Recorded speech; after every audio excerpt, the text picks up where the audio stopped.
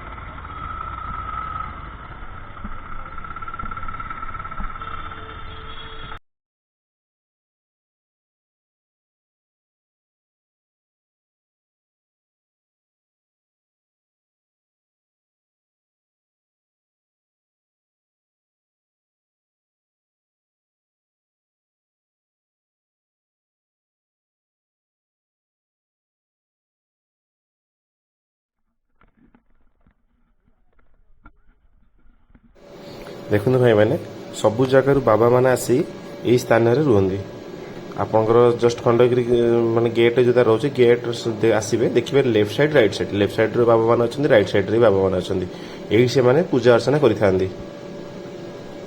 Home भी जले अच्छी आप गले अग्निकुंड देखिए से निआ जलुव सबू जगार जो भी आसती बाबा मैंने यही जगह ही स्थान यही जगह ही रुहति एना आपंकर जहाँ भी बाबा मैंने 5-6 दिन पाखापाखि रही तापर तो यात्रा तो 28 तारीख जाए कंटिन्यू करें देखिए यात्रा कथा एवं आप जिस देखिपार।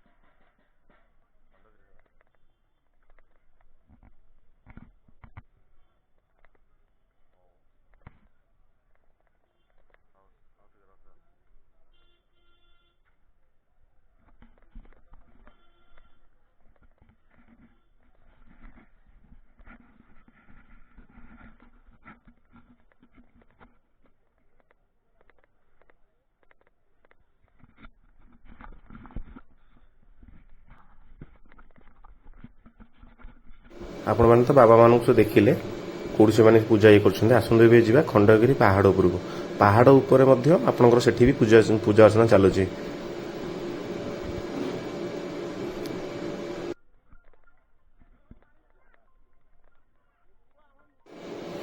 ଆପଣମାନେ ଦେଖିପାରୁଥିବେ ଯେ ଲୋକଙ୍କ ସଂଖ୍ୟା ବି ବହୁତ ଭିଡ଼ ହେଲାଣି। ଏବେ ବି ଭିଡ଼ ଅଛି, କିନ୍ତୁ ମୁଁ ଯାଇଥିଲି ମର୍ଣ୍ଣିଂରେ ଯାଇଥିଲି।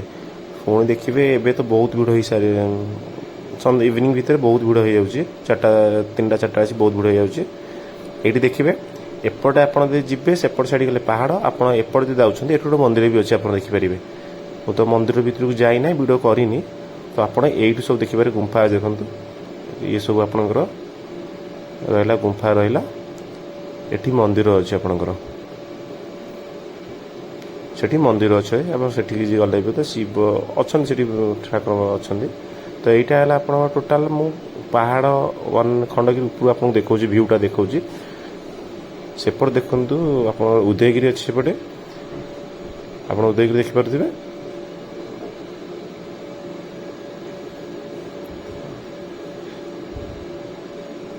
କାହିଁକି ନା ଆମେ ଉପରେ ଅଛୁ ନା, ତଳେ ବହୁତ ଗଛ ଅଛି, ସେଥିପାଇଁ ଠିକ୍ରେ କ୍ଲିଅରରେ ଦେଖାଯାଉନି। ଏଇଟା ହେଲା ଖଣ୍ଡଗିରି ବ୍ୟାକ୍ ସାଇଡ୍। ଆମେ ଏବେ ବି ଉପରକୁ ଯିବା, ଉପରେ ଯାଇକି ଉପର ଭିୟୁ ବି ଦେଖିବା।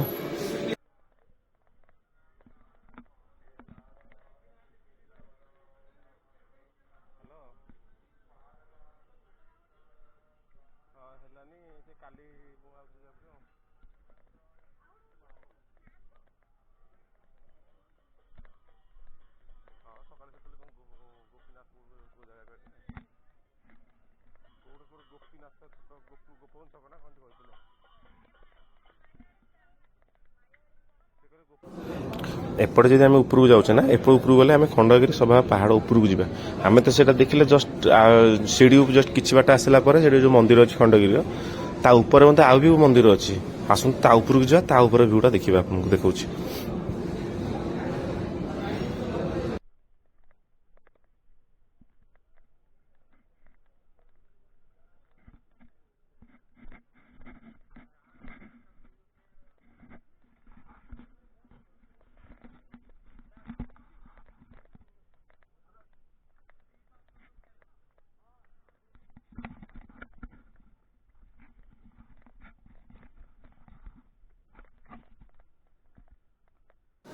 ଦେଖନ୍ତୁ କିଛି ବାଟ ଏମିତି ଉପରକୁ ଉଠିଲା ପରେ ସେଇଠି ପଥର ପାହାଚ ଟାଇପ୍ର ଅଛି, ଭଲ ଅଛି, କିଛି ଅସୁବିଧା ନାହିଁ, କିଛି ଖସିବାର ନାହିଁ। ଭାଇନା ଏଠି ଗଲେ ଟିକେ ସିନ୍ଦୁର ଟିକେ ପ୍ରସାଦ ପାଇଯାଅ, ତ ମୁଁ ଭାଇନାଠୁ ଟିକେ ସିନ୍ଦୁର ଟିକେ ମୁଣ୍ଡ ଲଗେଇଲେ ପ୍ରସାଦ ହେଇଗଲି, ପ୍ରସାଦ ଟିକେ ନେଇକି ପାଇଲି। ତ ଭାଇନାଙ୍କୁ ଦକ୍ଷିଣା ଦେବା ପାଇଁ ମୋ ପାଖରେ କିଛି ପଇସା ନଥିଲା। ମୁଁ କହିଲି ଭାଇନା ମୋ ପାଖରେ ପଇସା ନାହିଁ। ଭାଇନା ମୁଁ କହିଲି ଫୋନ୍ ପେ ହେବ। ଭାଇନା କହିଲା ଠିକ୍ ଅଛି, ତମେ ଫୋନ୍ ପେ କରିଦିଅ। ତ ମୁଁ ଭାଇନାଙ୍କୁ ତାଙ୍କୁ ଫୋନ୍ ପେ କରିଦେଲି।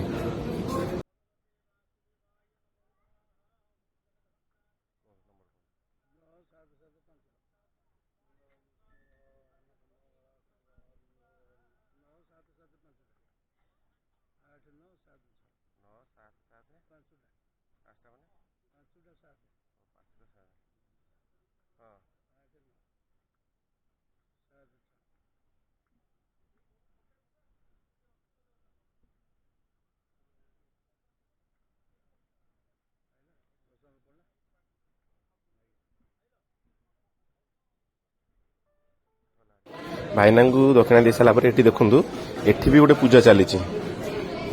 କଳସ ଅଛି, କଳସ ବସେଇଛନ୍ତି ଜଗନ୍ନାଥ ସେଠି ଦେଖନ୍ତୁ, ମହାପ୍ରଭୁ ଆପଣ ଦେଖିପାରୁଥିବେ।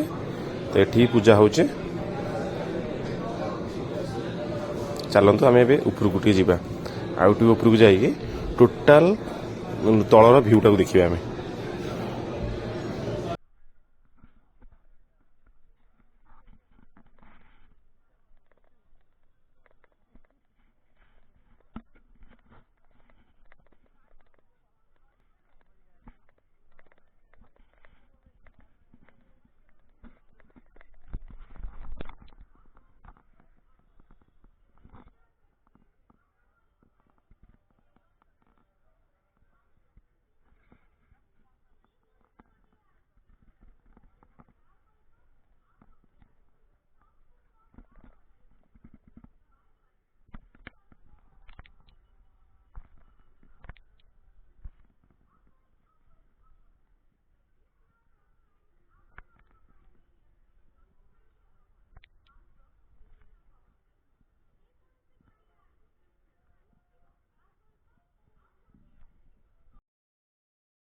ଆପଣ ତ ଖଣ୍ଡଗିରି ଦେଖିଲେ, ଏବେ ଆସନ୍ତୁ ଦେଖିବା ଯାତ୍ରା।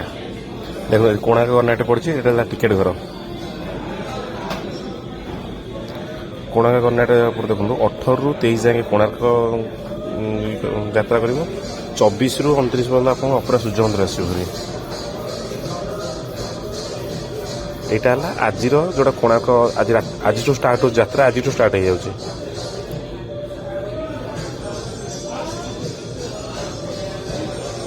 ଇଏ ହେଲା ଆପଣଙ୍କ କୋଣାର୍କ ସୂର୍ଯ୍ୟ ମନ୍ଦିର।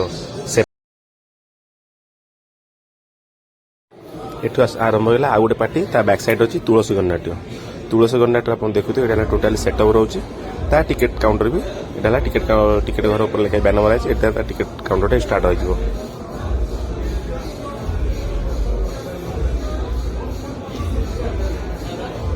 ଏଇଟା ହେଲା ଟିକେଟ୍ ଘର। ଏଥରକ ସବୁ ଷ୍ଟାର୍ଟିଂ ଅଛି ପ୍ରାଇସ୍ 150, 200, 250। ଉପରେ ସବୁ ଲେଖା ଅଛି କିଏ କେଉଁ ଦିନ ଆସିବ। ଏଇଟା ହେଲା ତାର ସେଟଅପ୍ ଚାଲିଛି, ଅଲରେଡ଼ି କାମ ଚାଲିଥିଲା, କିନ୍ତୁ ଆଜି ରାତ୍ରିରୁ ଯାତ୍ରା ଆରମ୍ଭ ହେଇଯିବ। କାମ ଚାଲିଛି, ସନ୍ଧ୍ୟା ସୁଦ୍ଧା କମ୍ପ୍ଲିଟ୍ ହେଇଯାଇଥିବ। ରାତିରେ ଆପଣମାନେ ଏନ୍ଜୟ ବି କରିପାରିବେ। ଦେଖନ୍ତୁ ଭିତରେ ଲୋକ ଚେୟାର ଫେୟାର ପଡ଼ୁଛି, ତ ଅଛନ୍ତି, କାମ ଚାଲିଛି।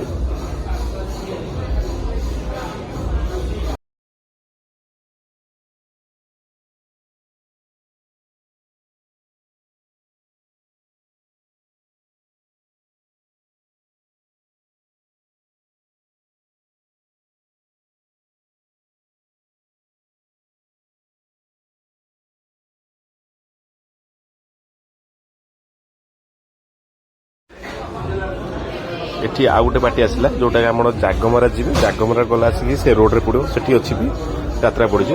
ଏଇଟା ଜାଗମରା ଥିଲା। ଦେଖନ୍ତୁ ଏଇଟା ହେଲା ଆଜିର ନାଟକ, ଯେଉଁଟା ଆଜି ରାତିରେ ହୋଇଯିବ। ଏଇଟା ଦେଖନ୍ତୁ, ଏଇଟା ହେଲା କଳିଙ୍ଗ ଗଣନାଟ୍ୟ। ତା ଟିକେଟ୍ କାଉଣ୍ଟର ଆପଣ ଦେଖିପାରୁଥିବେ, କଳିଙ୍ଗ ଗଣନାଟ୍ୟ ଶିବାନୀ, ଯେଉଁଟା ଜାଗମରାରେ ପଡ଼ୁଛି। ଇଏ ବି ସେମିତି ଆପଣ କଳିଙ୍ଗ ଗଣନାଟ୍ୟ 18ରୁ ଅଛି, ଆପଣ ଦେଖିପାରୁଥିବେ।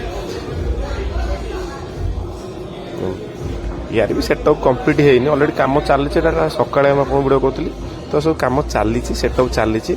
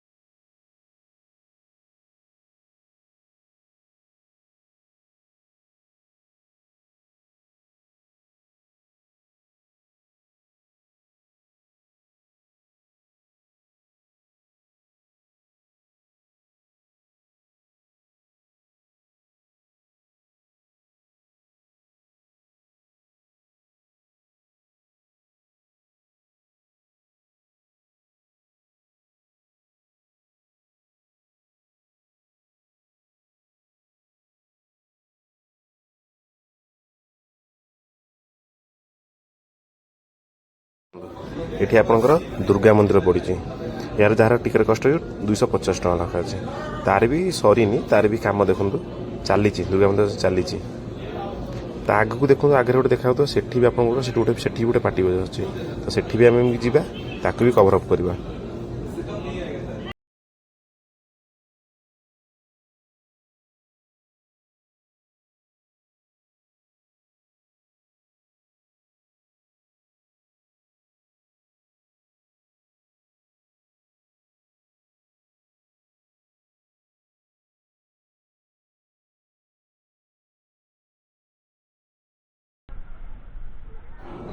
ସେଠି ଆପଣ ଦେଖିଲେ, ଏଇଟା ଦେଖନ୍ତୁ, ଏଇଟା ଯାତ୍ରା ସ୍ୱପ୍ନ ମହଲ ଏଠି ପଡ଼ିଛି। ତା ତା ଟିକେଟ୍ କାମ ଚାଲିଛି। ତ ଭାଇମାନେ ବାହାରେ ବସିକି ଟିକେଟ୍ କାଉଣ୍ଟର ଖୋଲୁଛନ୍ତି। ତ ସ୍ୱପ୍ନ ମଲ୍ରେ ଆପଣ ଯଦି ରାନୀପଣ୍ଡା ଦେଖିବାକୁ ଚାହୁଁଛନ୍ତି ତ ଆପଣଙ୍କୁ ଏଇଠିକି ଆସିବାକୁ ପଡ଼ିବ। ଗୌରୀଗଡ଼ ନାଟ୍ୟ ଆଉ ସ୍ୱପ୍ନ ମଲ୍ ଗୋଟିଏ ଜାଗାରେ ପଡ଼ୁଛି।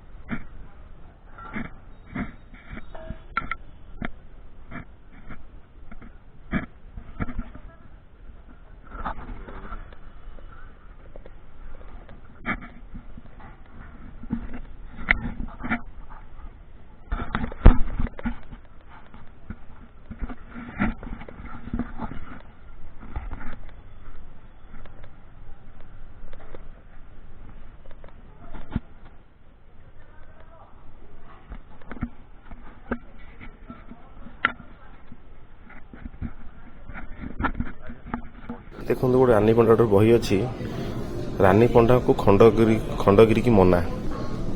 ଇଏ ହେଲା ଗୌରୀଗଡ଼ ନାଟ୍ୟର। ମୁଁ ଆପଣଙ୍କୁ କହିଥିଲି ସବୁକିଛି କଭର ଅପ୍ କରିବା ପାଇଁ, ସବୁକିଛି କଭର ଅପ୍ କରିଛି। ତ ଟିକେ କଭର କରିବେ ନା, ମୋ ପାଖରେ ଟାଇମ୍ ନଥିଲା।